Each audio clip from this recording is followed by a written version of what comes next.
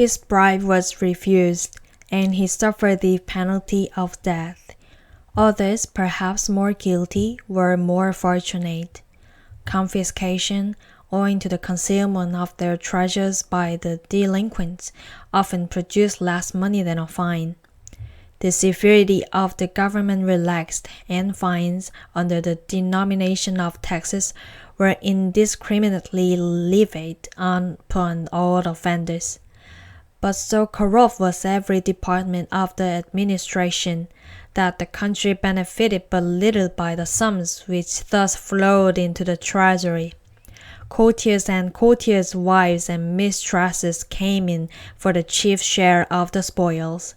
One contractor had been taxed, in proportion to his wealth and guilt, at the sum of 12 millions of livres.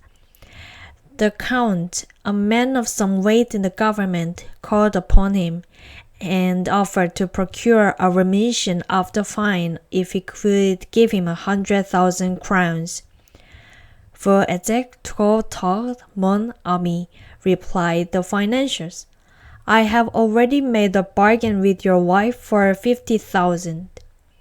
About 180 millions of livres were levied in this manner, of which 80 were applied in payment of the debts contracted by the government. The remainder found its way into the pockets of the courtiers. Madame de Maintenon, writing on this subject, says, "We hear every day of some new grant of the regent. The people murmur very much at this mode of employing the money taken from the peculators. The people, who after the first burst of their resentment is over, generally express a sympathy for the weak, were indignant that so much severity should be used to so little purpose. They did not see the justice of robbing one set of rogues to fatten another.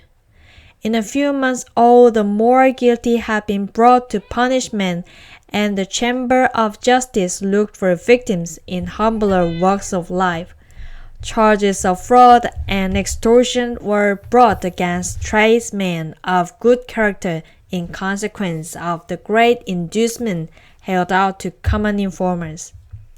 They were compelled to lay open their affairs before this tribunal in order to establish their innocence.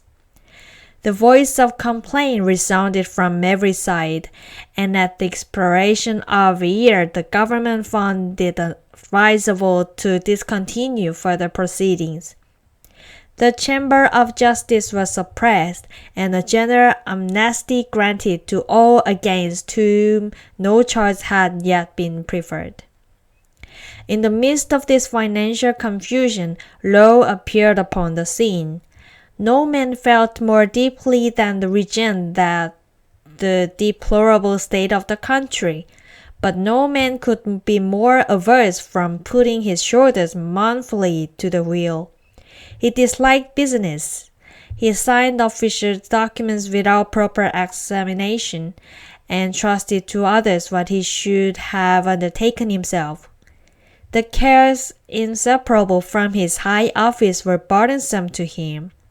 He saw that something was necessary to be done, but he lacked the energy to do it, and had not virtue enough to sacrifice his ease and his pleasures in the attempt. No wonder that, with his character, he listened favorably to the mighty projects, so easy of execution, of the clever adventurer whom he had formerly known, and whose talents he appreciated.